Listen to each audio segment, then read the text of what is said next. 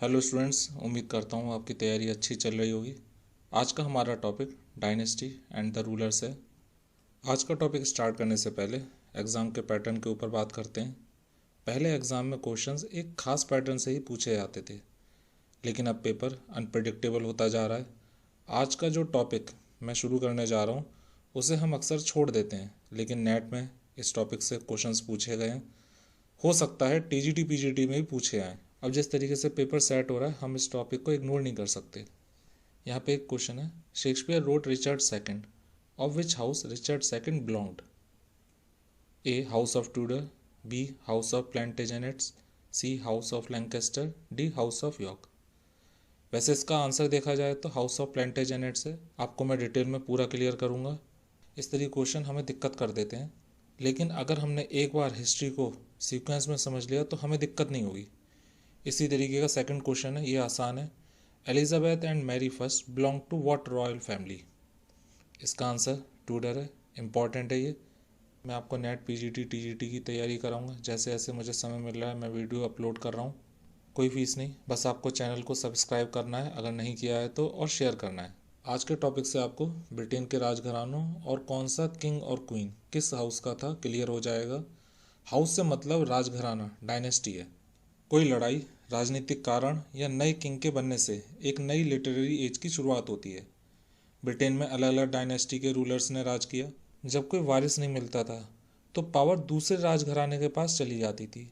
जितने भी राजघरानों ने ब्रिटेन पर रूल करा, ये यूरोप के अलग अलग इलाकों से आए थे। इनके वैवाहिक संबंध एक दूसरे से थे, या फिर कोई दूसरा राजघराना हाउस किंग को हरा देता था तो पावर एक नए राजघराने हाउस के पास पहुंच जाती थी। जब हम इंग्लिश लिटरेचर को स्टडी करते हैं तो शुरुआत में इंग्लैंड की हिस्ट्री, मोनार्की को स्टडी करते हैं। बाद में इंग्लैंड में वेल्स, आयरलैंड और आखिर में स्कॉटलैंड शामिल हो गए।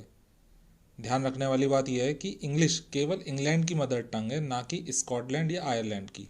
जब हम इंग्लिश लिटरेचर की बात करते हैं तो पहले हम इंग्लैंड की हिस्ट्री को देखते हैं। इंग्लैंड में जितने भी किंग्स या क्वीन ने रूल किया वो अलग अलग डायनेस्टी हाउसेस से थे। ये हाउसेस या डायनेस्टी यूरोप के अलग अलग इलाकों से बिलोंग करते थे जो इंग्लैंड में रहने लगे। जैसे हमारे यहाँ मुग़ल डायनेस्टी बाहर की थी, बाद में मुगल्स हिंदुस्तानी रंगों में रंग गए। तो शुरू करते हैं आज का topic. The British monarchy started with the English monarchy. The first monarch of England was king Alfred the great, who ruled during the 9th century AD. The other dynasties that have ruled the United Kingdom are।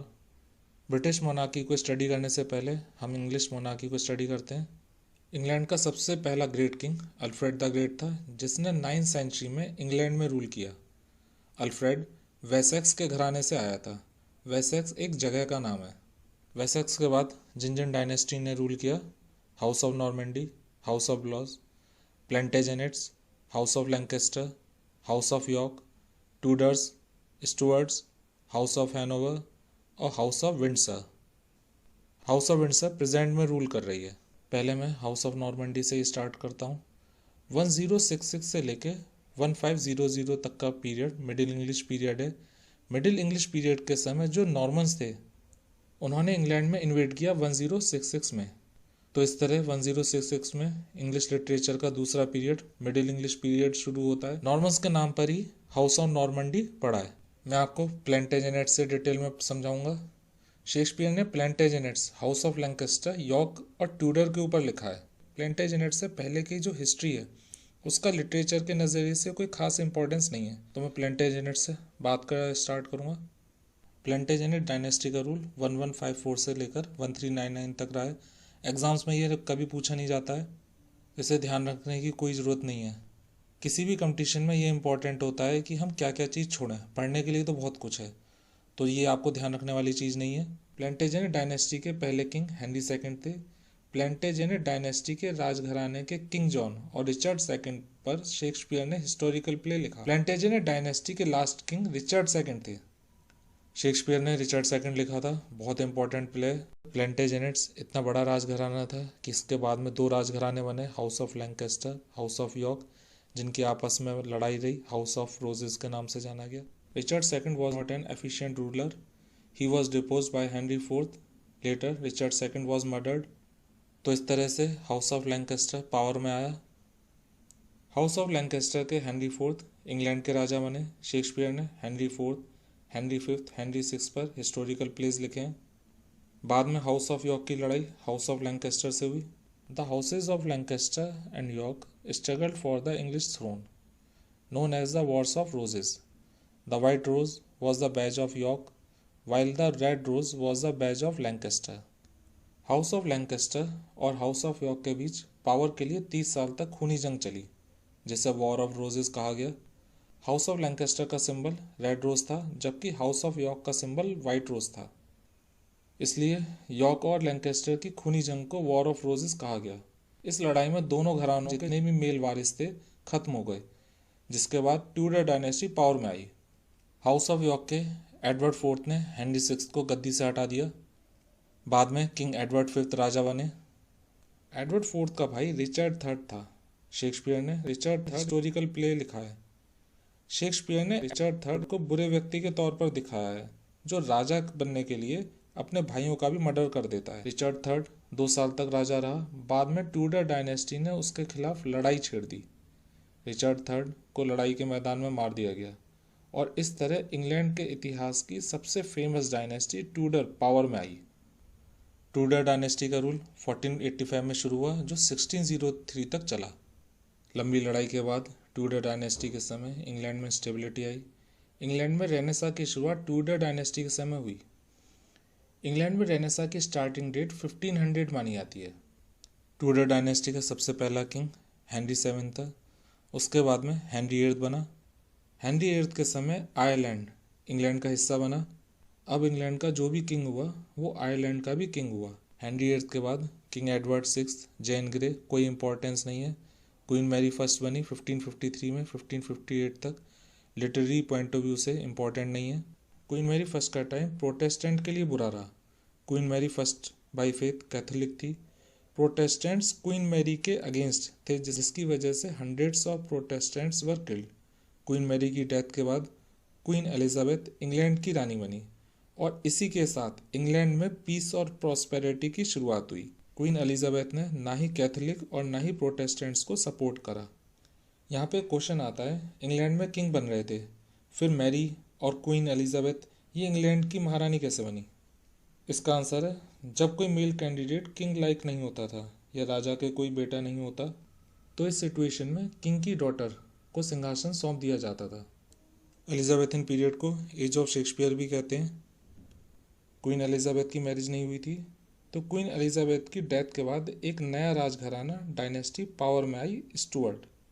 Stuart के बारे में जानना जरूरी है। Stuart राजघराना Scotland का था। Stuart राजघराने के पारिवारिक संबंध इंग्लैंड से थे। क्वीन एलिजाबेथ की डेथ के बाद स्टुअर्ट डायनेस्टी के जेम्स को यूनाइटेड किंगडम का किंग बना दिया गया। जेम्स फर्स्ट पहले स्कॉटलैंड के जेम्स फोर्थ के नाम से राजा थे। जब यूनाइटेड किंगडम के राजा बने तो जेम्स फोर्थ का नाम जेम्स फर्स्ट हो गया। तो अब तक इंग्लैंड के इतिहास को हम पढ़ते थे, अब इंग्लैंड में स्कॉटलैंड शामिल हो गया।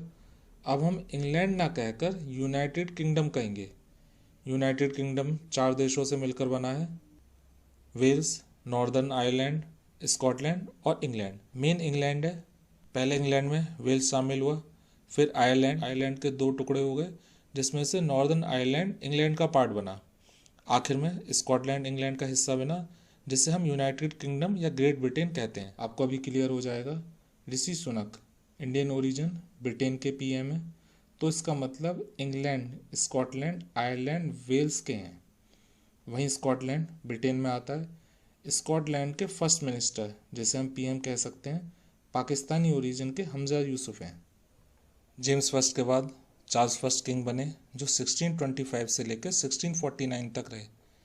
चार्ल्स फर्स्ट का समय काफ़ी उथल पुथल वाला रहा। चार्ल्स फर्स्ट अपनी नीतियों की वजह से लोगों और पार्लियामेंट के बीच अनपॉपुलर हो गए। 1642 में चार्ल्स फर्स्ट के खिलाफ सिविल वॉर शुरू हो गई।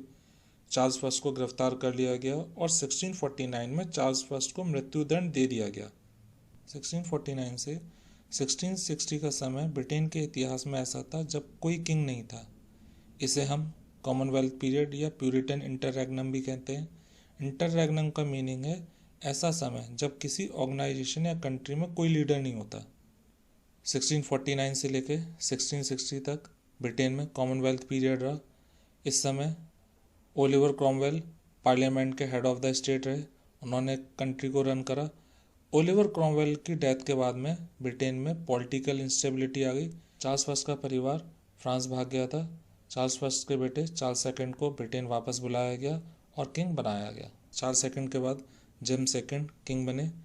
स्टुअर्ट डायनेस्टी में काफ़ी दिक्कत रही। जेम्स सेकंड कैथोलिक था, जिसकी वजह से प्रोटेस्टेंट ने उसके खिलाफ विद्रोह कर दिया। जेम्स सेकंड को गद्दी छोड़नी पड़ी। पार्लियामेंट ने विलियम थर्ड और उसकी वाइफ क्वीन मैरी को ब्रिटेन का रूलर बनाया। स्टुअर्ट डायनेस्टी की आखिरी रूलर क्वीन एन थी। क्वीन एन के कोई बच्चा नहीं था, इस वजह से यूनाइटेड किंगडम की पावर नए राजघराने के पास गई, द हाउस ऑफ हेनरोवियंस। हेनरोवियन राजघराने के वैवाहिक संबंध यूके के राजघरानों से थे। हेनरोवियन राजघराने के George first, second, third, fourth king बने, उसके बाद में विलियम फोर्थ बने और लास्ट में क्वीन विक्टोरिया बनी। राजघरानों के नाम कैसे बदलते हैं यह भी और क्लियर हो जाएगा। क्वीन विक्टोरिया की शादी सेथ कॉवर्थ गॉथ राजघराने से हुई थी। तो जब क्वीन विक्टोरिया का बेटा एडवर्ड सेवेंथ 1901 में यूके का किंग बना, तो एडवर्ड सेवेंथ के पिता के राजघराने के नाम पर इस राजघराने को जाना गया।